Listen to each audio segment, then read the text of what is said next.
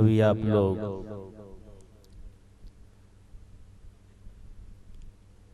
पाठ श्रवण कर रहे थे। अभी के पाठ के आधार पर इस समय के सत्संग का विषय बनता है ईश्वर का स्वरूप और उसकी प्राप्ति। सज्जनों, जिस प्रकार यात्रा करने वाले यात्री के लिए अपने गंतव्य स्थान का पता होना अति आवश्यक है, उसी प्रकार से परमात्मा की भक्ति करने वाले भक्त के लिए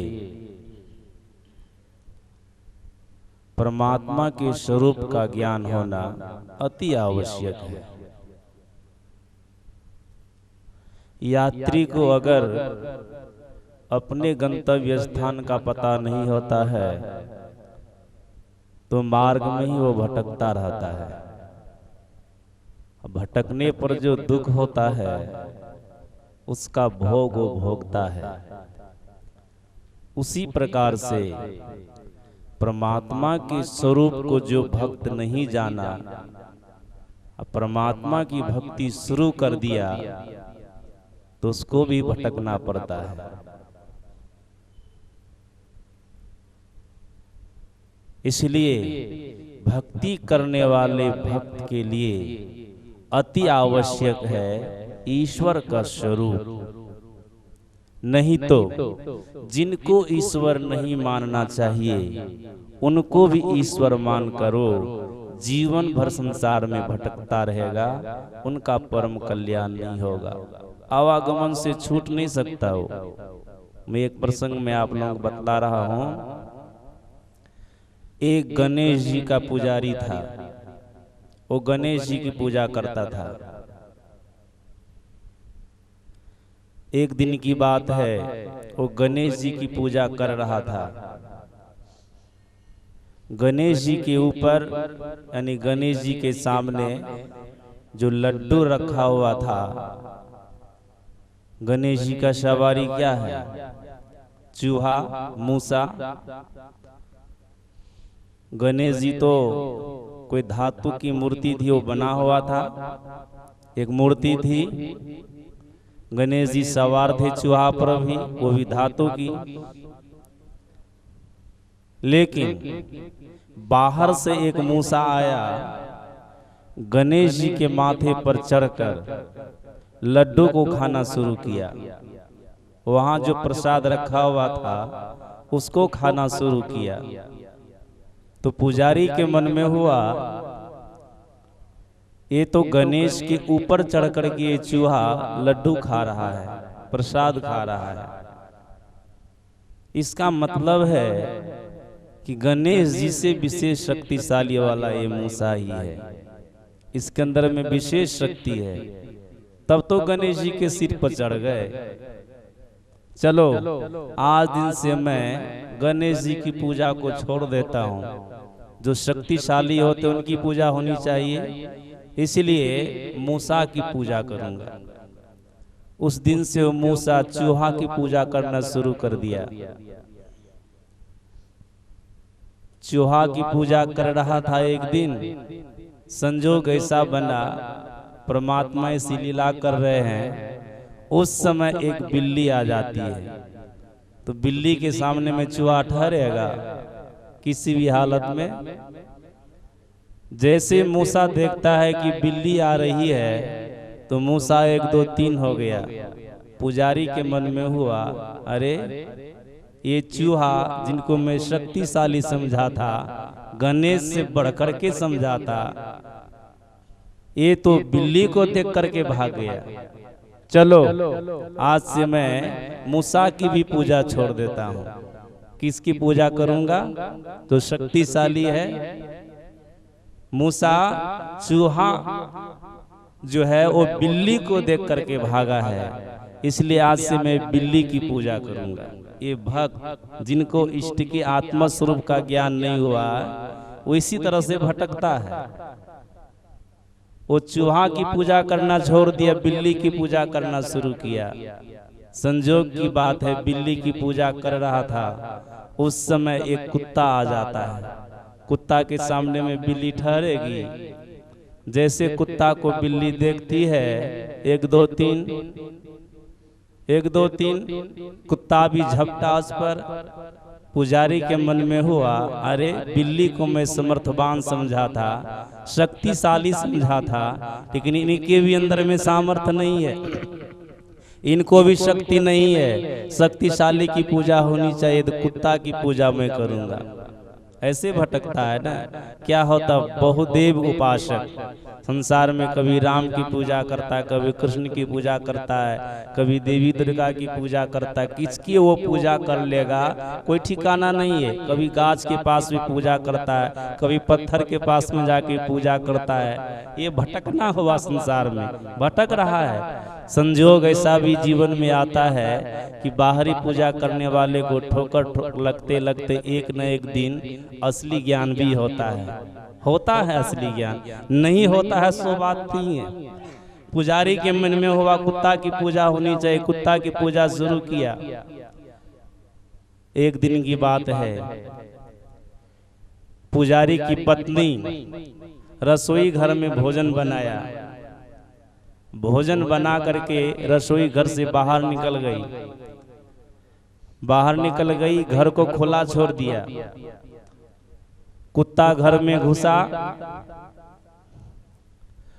वहां जो भोजन बना करके रखा गया था उस भोजन को खाना शुरू कर दिया।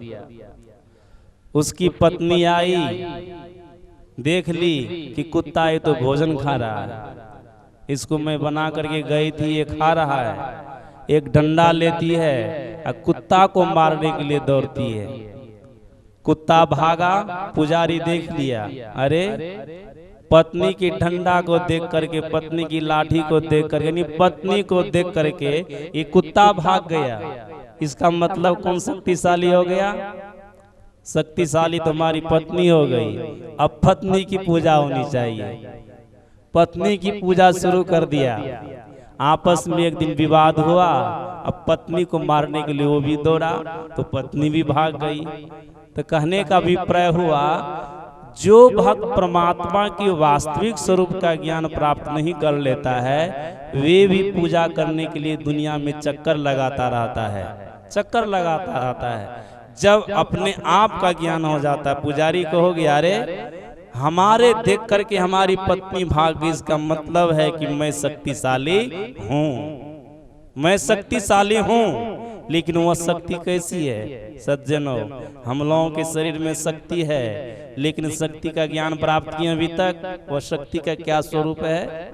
वो ताकत जो आपके शरीर में है, जिस ताकत के छीन हो जाने पर न आप चल सकते हैं, न उठ सकते हैं, न बैठ सकते हैं, न खा सकते हैं, यानी संसार का कोई भी काम आप नहीं कर सकते हैं। क्या उस शक्ति को देखे हैं? या देवी सर्वभूतेषु शक्ति रूपेण संस्थिता नमस्तस्यै नमस्तस्यै नमस्तस्यै नमो नमः। ऐसा जो कहा गया, वो माता जो शब्द स्वरूपा है, शक्ति स्वरूपा है, क्या उस शक्ति को अभी तक देख पाए? वही शक्ति परमात्मा का स्वरूप है, जिसको आप नहीं देख पाते हैं। कहते हैं कि भक्त को चाहिए कि परमात्मा का क्या स्वरूप है, उसका ज्ञान प्राप्त कर ले। सज्जनों, ब्रह्मसूत्र में आया, व्यास देव जी महाराज के शिष्यों ने व्यास देव जी महाराज से पूछा कि परमात्मा का क्या स्वरूप है? व्यास देव जी महाराज ने कहा, देखो जी, परमात्मा से दुनिया बनी है, परमात्मा से संसार बना है। अगर तुमको परमात्मा का ज्ञान करना हो तो दुनिया को देख लो, दुनिया का ज्ञान प्राप्त कर लो, समझ जाओ कि परमात्मा का स्वरूप यही है। उनके शिष्यों ने कहा कि गुरुदेव, ये कैसे हो सकता है? आपने ही हमको पढ़ाया है कि जो दृष्टि गोचर हो, जो इंद्रियों के पकड़ में आवे, वो ब्रह्म नहीं हो सकते। तो मैं तो संसार को देख रहा हूँ, आंख से देखता हूँ संसार को और संसार की वस्तु को, व्यक्ति को हाथ से छूता हूँ, इंद्रिय से ग्रहण करता हूँ, ये ब्रह्म कैसे हो सकता है? ईश्वर का स्वरूप कैसे हो सकता है? और आप लोग जानते हैं कि मर्यादा पुरुषोत्तम भगवान श्री राम से लक्ष्मण जी ने पूछा था कि माया क्या है, तो इस पर लक्ष्मण जी को भगवान श्री राम ने कहा था, गो गोचर जहाँ लगी मन जाई, सो सब माया जानहु भाई।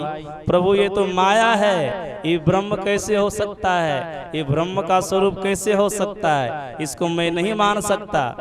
जब इस तरह से बोले उनके शिष्यों ने, व्यासदेव जी महाराज के शिष्यों ने, तब व्यासदेव जी महाराज बोला, अरे बात तो तुम सही कहते हो, ये ब्रह्म का स्वरूप नहीं हो सकता, लेकिन ब्रह्म नहीं है ऐसा भी तुम नहीं कह सकते, ऐसा भी तुम नहीं कह सकते।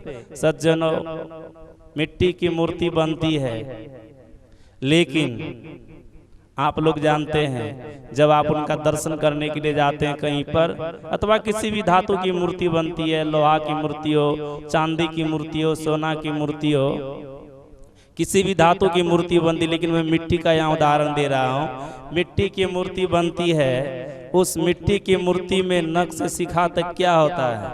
मिट्टी होती है।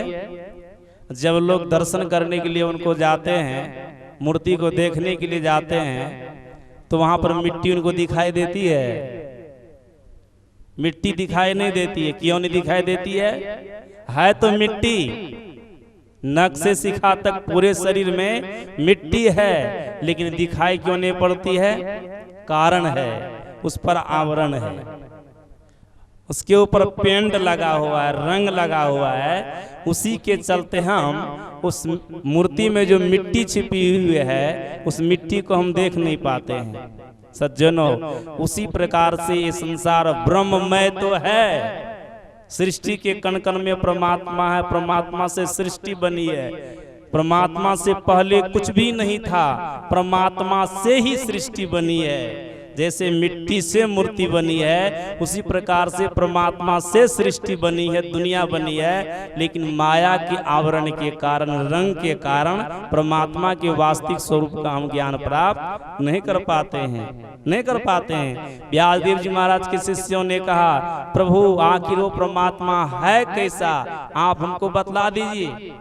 व्यासदेव जी महाराज ने कहा, वो परमात्मा आनंद के स्वरूप है, वो परमात्मा आनंद के स्वरूप है, वो परमात्मा शांति के स्वरूप है। सज्जनों, आपके जीवन में किसी भी चीज की उपलब्धि हो जाने पर, जिसकी चाहना आपके जीवन में थी, उस चीज की उपलब्धि हो जाने पर जो आपके अंदर में आनंद उत्पन्न होता है, खुशी उत्पन्न होती है, आपको जो सुख महसूस होता है, शांति महसूस होती है, क्या उस शांति को कभी देखे हैं? उस आनंद को कभी देखे हैं आप?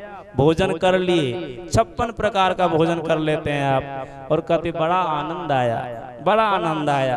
क्या उस आनंद को देखते हैं आप? एक साधारण सा आनंद है, ये साधारण सा आनंद है। संसार के व्यक्ति पदार्थ से आपको आनंद मिला, भोजन से आनंद मिला, उस आनंद को नहीं देखते हैं आप। लेकिन परमात्मा जो इस आनंद को प्रदान करने वाले हैं, जो आनंद के स्वरूप हैं, आनंद के भंडार हैं, उस परमात्मा को हम किसी भी इंद्रियों के माध्यम से कैसे देख सकते हैं, कैसे ग्रहण कर सकते हैं? वो इंद्रियातीत परमात्मा है। तब उनके शिष्यों ने कहा, प्राप्त कैसे होगा? का अभ्यासात, इसके लिए तुम अभ्यास करो, यानी सच्चे सदगुरु के द्वारा योग की विधि जानकर योग का साधन करो, तब तुम परमात्मा के वास्तविक स्वरूप को जान सकोगे। और जब तक उनको तुम नहीं जानोगे, इष्ट के आत्म स्वरूप का ज्ञान तुमको नहीं होगा, उनके शरीर का दर्शन होता रह जाएगा, तो तुम्हारा कल्याण होने वाला नहीं है। सज्जनों, हम लोग गुरु महाराज की तस्वीर यहाँ पर है। गुरु महाराज को जब वो शरीर में होंगे तो बहुत लोग देखे होंगे, बहुत लोगों को दर्शन हुआ होगा, लेकिन इससे गुरु महाराज उनको नहीं कह दिए होंगे कि हमारा दर्शन तो आपको हो ही गया, अब ध्यान करने की आवश्यकता नहीं है, अब ध्यान करने की आवश्यकता नहीं है। ऐसा गुरु महाराज ने नहीं कहा। गुरु महाराज की वाणी में है, भक्त के 5 प्रकार के शरीर होते हैं, 5 प्रकार के शरीर होते हैं, और एक आत्म स्वरूप होता है उनका। भक्त जब तक इष्ट के आत्म स्वरूप का ज्ञान प्राप्त नहीं कर लेता तब तक उनकी भक्ति पूरी नहीं होती। और जब तक उनकी भक्ति पूरी नहीं होगी तब तक उनका परम कल्याण भी नहीं होगा। इष्ट के स्थूल शरीर का दर्शन आप करते हैं, लेकिन इष्ट के अंदर में जो सूक्ष्म शरीर है, कारण शरीर है, महाकारण शरीर है, कैवल्य शरीर है, इन शरीरों को आप देखें? इन शरीरों को आप नहीं देखे। लेकिन जब इन शरीरों को आप नहीं देख पाए तो फिर इष्ट के आत्मा स्वरूप जो निज स्वरूप इष्ट का है उसको आप इस आंख से कैसे देख सकेंगे?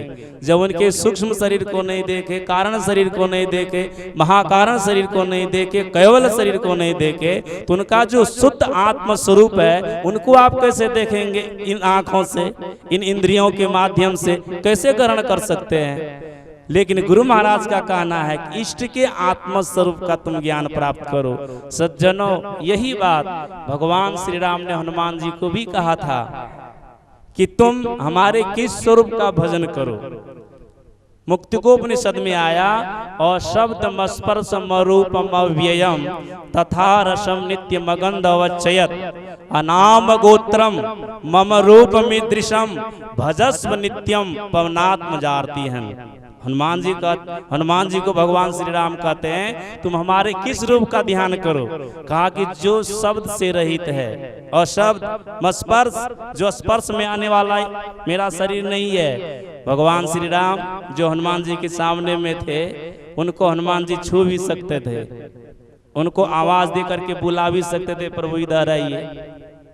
भगवान की भी आवाज को सुन सकते थे, भगवान भी उनकी आवाज को सुन सकते थे, ऐसा था। लेकिन भगवान क्या कह रहे हैं? मेरा जो अशब्द, जो शब्द से रहित शरीर है, अशब्द स्पर्श मरूप, यानी जो स्पर्श में आने वाला नहीं, अवयव नहीं है। वहां जो भगवान भी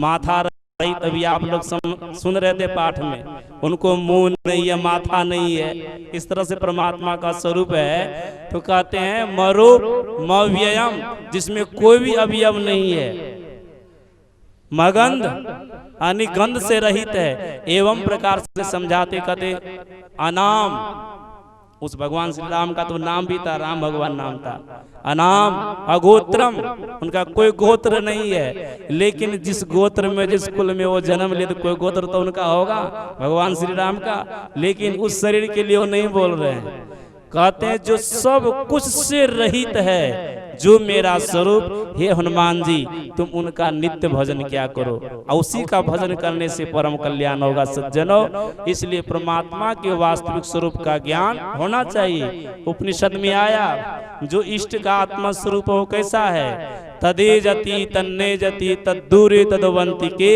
तदंतरस्य सर्वस्य तदु सर्वस्यास्य वायत।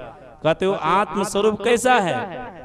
वो आत्म स्वरूप चलता भी है, नहीं भी चलता है। वो आत्म स्वरूप नजदीक भी है और दूर भी है, दूर भी है, चलता भी है, नहीं भी चलता है, नजदीक भी है, दूर भी है, सर्वव्यापक भी है और सर्वव्यापकता के परे भी है। तो सज्जनों, इसी विषय पर अभी हम लोग पूज्य बाबा लोगों से प्रवचन सुनेंगे कि वो परमात्मा का स्वरूप क्या है और उस परमात्मा तक हम जाएंगे कैसे। अभी का विषय यही है, इसलिए उस परमात्मा के स्वरूप के संबंध में समझें और उसकी प्राप्ति कैसे होगी इसके बारे में समझें। अभी हम लोग के बीच में स्वामी सत्यप्रकाश बाबा हैं, जो प्रखर प्रवक्ता हैं, आपको ईश्वर का स्वरूप और उसकी प्राप्ति के संबंध में बतलाएंगे। आप लोग ध्यान से सुने। बोलिए प्रेम से श्री